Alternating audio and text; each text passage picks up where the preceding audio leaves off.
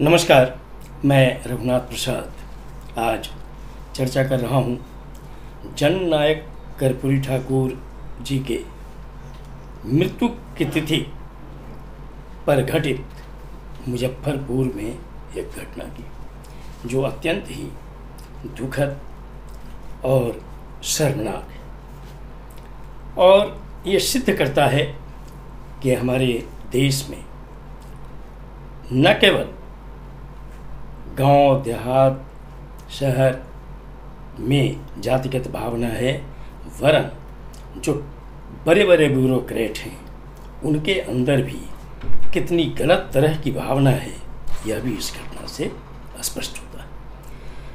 17 फरवरी 1988 को जननायक कर्पूरी जी का देहांत 9:15 बजे सुबह ही हो चुका था और ये विद्युत की गति से पूरे देश में इस घटना की जानकारी हो गई थी। यद्यपि वो ज़माना मोबाइल फ़ोन का नहीं हुआ करता था, फिर भी और चूँकि वो देश के जाने माने समाजवादी नेता थे, बहुत बड़े नेता थे, जिन्हें इस वर्ष भारत रत्न से भी सम्मानित किया गया है, इसलिए ये किसी के लिए भी क्षम्य नहीं है कि कोई कह दे कि उनको जानकारी नहीं थी। मैं व्यक्तिगत रूप से बतलाऊं कि मैं उस समय मुजफ्फरपुर ज़िले के एक अंचल में पदस्थापित था और उस दिन मेरे अंचल कार्यालय में तत्कालीन उपसमाहर्ता कुछ निरीक्षण कार्य कर रहे थे। उसी समय कहीं से ये सूचना मिली कि कर्पूरी जी की मृत्यु हो गई है हार्ट अटैक से। वो तुरंत वहाँ से उठे और कहे कि अब काम बंद करते हैं और चले गए। हम लोगों ने भी उसी तरह से काम बंद किया और 1:05 पर तो पूरे देश में चूँकि रेडियो समाचार से सूचना दे दी गई थी और बिहार सरकार ने राजकीय शोक की घोषणा की 7 दिनों की, जबकि केंद्र सरकार ने राष्ट्रीय शोक की घोषणा 3 दिनों के लिए की थी। अब मैं यहाँ पर बताऊँ कि उस समय मुजफ्फरपुर ज़िले में जिला पदाधिकारी के रूप में श्री अजीत कुमार पदस्थापित थे और वो काफ़ी विवादास्पद किस्म के पदाधिकारी थे। उनका व्यवहार न तो अधीनस्थों के साथ बहुत अनुकूल हुआ करता था और न जनप्रतिनिधियों के साथ। धीरे धीरे उनके विरुद्ध वातावरण उस जिले में बनने लगा था और बहुत से मामले उजागर होने लगे। तो तत्कालीन लोकदल के विधायक श्री गणेश प्रसाद यादव और एक विधायक श्री राजू सिंह ने मुजफ्फरपुर जिला पदाधिकारी के विरुद्ध बहुत से आरोप लगाए विधानसभा में और जो एक बहुत गंभीर आरोप लगा, 22 आरोप टोटल मुझे लगता है कि लगा, क्योंकि मैंने देखा है बिहार विधानसभा की विशेष समिति कार्मिक का प्रतिवेदन जो विधानसभा में सबमिट हुआ है 28 मार्च 1990। तो उसमें देखा कि वो विशेष समिति बनी थी आरोपों के संबंध में, जिसमें 22वां बिंदु जो आरोप का था वो था कि 17 फरवरी 1988 को स्वर्गीय कर्पूरी ठाकुर के निधन पर 3 दिनों के राष्ट्रीय शोक की घोषणा 11:30 बजे पूर्वाह्न में की गई थी। फिर किन परिस्थितियों में उक्त तिथि को 3 बजे अपराह्न में मुरौल प्रखंड के व्यापार मंडल तथा सामुदायिक विकास भवन का शिलान्यास किया गया था। ये बहुत ही गंभीर आरोप था। 21 अन्य आरोप थे। बहुत हंगामा हुआ था विधानसभा में और तत्पश्चात तत्कालीन सरकार ने एक विशेष समिति गठित की थी।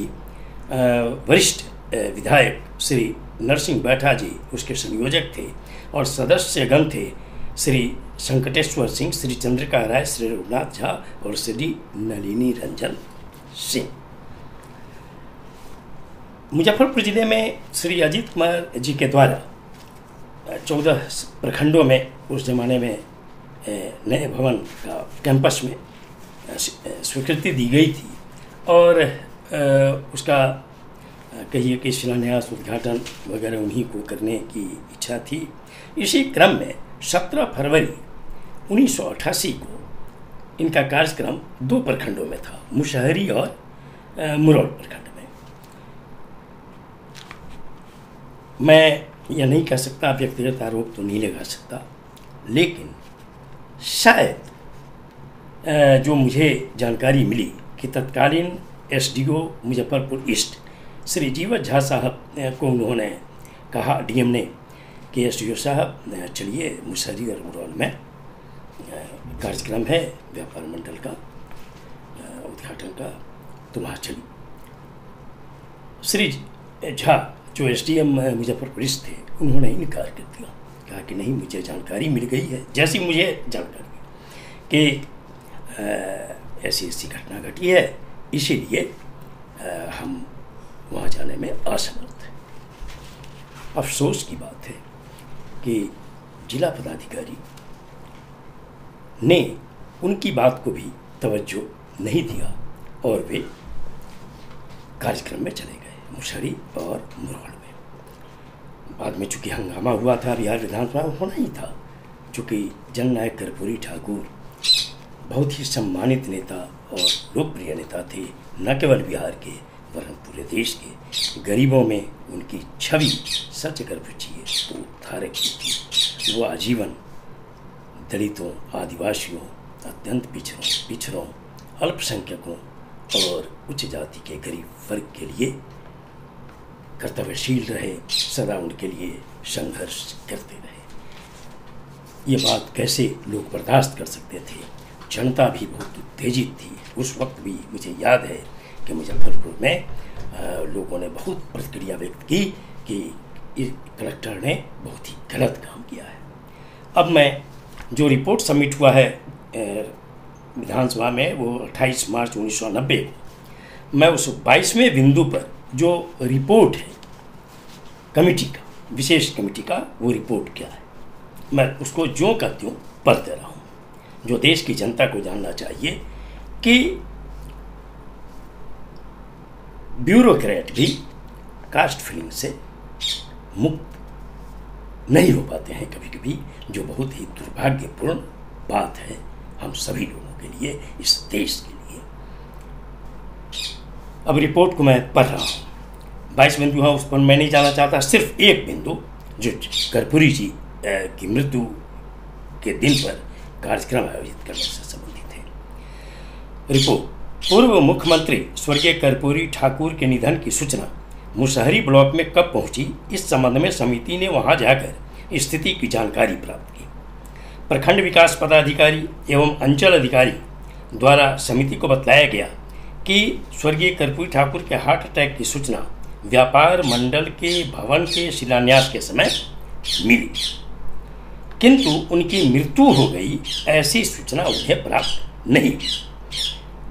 समिति की दिनांक 1 मार्च 1989 की बैठक में सचिव मंत्रिमंडल सचिवालय से स्वर्गीय कर्पूरी ठाकुर के निधन संबंधी सूचना के प्रसारण के समय की मांग की गई, किंतु समिति को यह सूचना आज तक उपलब्ध नहीं कराई गई। स्थल अध्ययन के दौरान प्रखंड प्रमुख, अनेक मुखिया, सार्वजनिक सामाजिक कार्यकर्ताओं एवं स्थानीय लोगों से वार्ता के क्रम में समिति को स्पष्ट बयान मिला कि स्वर्गीय कर्पूरी ठाकुर के निधन की जानकारी पदाधिकारियों ने स्वयं रेडियो पर 1:05 दिन में सुना। लोगों ने इसकी जानकारी स्वयं पदाधिकारियों को दी और राजकीय शोक घोषित होने के बावजूद जिला पदाधिकारी द्वारा उद्घाटन समारोह को खारिज नहीं कर उद्घाटन करने का विरोध किया।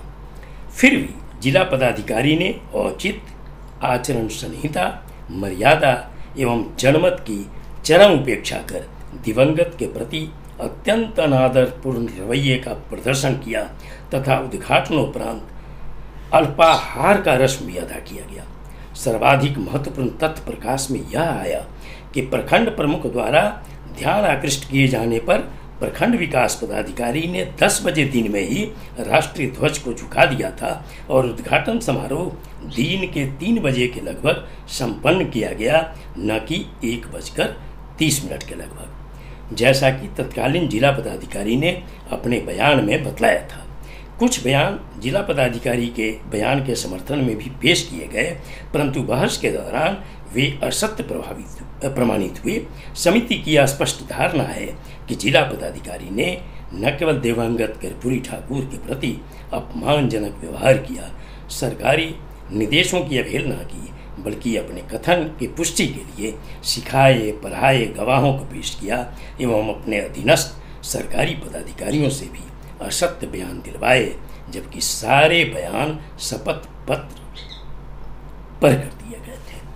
और अंत में जो समिति ने अनुशंसा की, उस अनुशंसा के तहत ये समिति ने अनुशंसा की कि इनको कभी भी तत्कालीन जिला पदाधिकारी श्री अजीत कुमार को भविष्य में किसी प्रकार का कोई भी स्वतंत्र प्रभार नहीं दिया जाए एवं इन्हें किसी भी महत्वपूर्ण पद पर हरगिज पदस्थापित नहीं किया जाए। अफसोस कि इस देश में भले बहुत कुछ लोग कहते हैं कि जातिवाद नहीं है, लेकिन अब इससे बड़ा उदाहरण क्या मिलेगा। हमें अपनी मानसिकता को बदलना चाहिए, अन्यथा हम क्या करेंगे समाज का, ये खुद सब व्यक्ति सोच सकता है। ये वीडियो आपको अच्छा लगा हो तो निश्चित तौर पर लाइक करें, शेयर करें।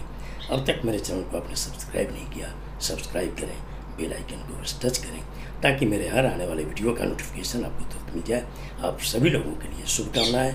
धन्यवाद। जय।